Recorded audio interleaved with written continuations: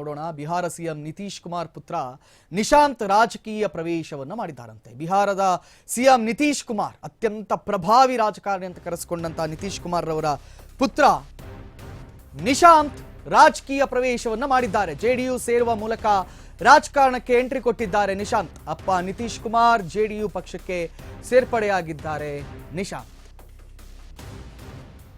ನಿಶಾಂತ್ ಅಂತ ಹೆಸರು ನೋಡಿಕೊಂಡು ಸಣ್ಣ ಪುಟ್ಟ ಹುಡುಗ ಅಂತ ಎಣಿಸ್ಕೊಳ್ಬೇಡಿ. 50 ವರ್ಷ ಪ್ರಾಯ ಅವರಿಗೆ. 50 ವರ್ಷದ ನಿಶಾಂತ್ ಕುಮಾರ್ ರಾಜಕೀಯ ಪ್ರಯಾಣವನ್ನು ಆರಂಭಿಸಿದ್ದಾರೆ. ನಿತೀಶ್ ಕುಮಾರ್ ರಾಜ್ಯಸಭೆಗೆ ಹೋಗ್ತಿರುವ ಬೆನ್ನಲ್ಲೇ ಮಗನ ಪ್ರವೇಶವಾಗಿದೆ. ಅಪ್ಪನ ಮಾರ್ಗದರ್ಶನದಲ್ಲಿ ಜೆಡಿಯು ಕಟ್ಟುವ ಕೆಲಸವನ್ನ ಮಾಡ್ತೀನಿ ಅಂತ ಹೇಳಿದ್ದಾರೆ. ಸಕ್ರಿಯ ಸದಸ್ಯನಾಗಿ ಪಕ್ಷವನ್ನ ನೋಡಿಕೊಳ್ಳಲು ಪ್ರಯತ್ನಿಸುತ್ತೇನೆ, ಜನರ ವಿಶ್ವಾಸ ಮತ್ತು ಸಂಘಟನೆ ಬಲಪಡಿಸುತ್ತೇನೆ ಅಂತ ನಿಶಾಂತ್ ಹೇಳಿಕೆಯನ್ನು ಕೊಟ್ಟಿದ್ದಾರೆ. ನಿಶಾಂತ್ ಕುಮಾರ್ಗೆ ನಂಬರ್ 2 ಡಿಸಿಎಂ ಸ್ಥಾನ ಒಲಿಯುವ ಸಾಧ್ಯತೆ ಇದೆ ಅಂತ ಹೇಳಲಾಗ್ತಾ ಇದೆ.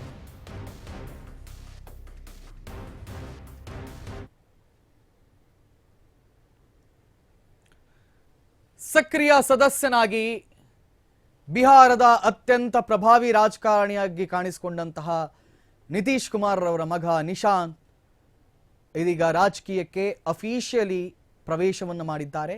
ಇನ್ನು ಮುಂದೆ ನಾನು ಸಕ್ರಿಯವಾಗಿ ತೊಡಗಿಸಿಕೊಳ್ತೀನಿ, ಅಪ್ಪ ಕಟ್ಟಿ ಬೆಳೆಸಿದಂತಹ ಈ ಪಕ್ಷವನ್ನು ನಾನು ಮುನ್ನಡೆಸಿಕೊಂಡು ಹೋಗ್ತೀನಿ ಅಂತ ಹೇಳಿದ್ದಾರೆ. ಬಹುಶಃ ಅವರಿಗೆ ಡಿಸಿಎಂ 2ನೇ ಡಿಸಿಎಂ ಸ್ಥಾನ ಒಲಿಯುವಂಥ ಸಾಧ್ಯತೆಗಳು ಕೂಡ ಇದೆ.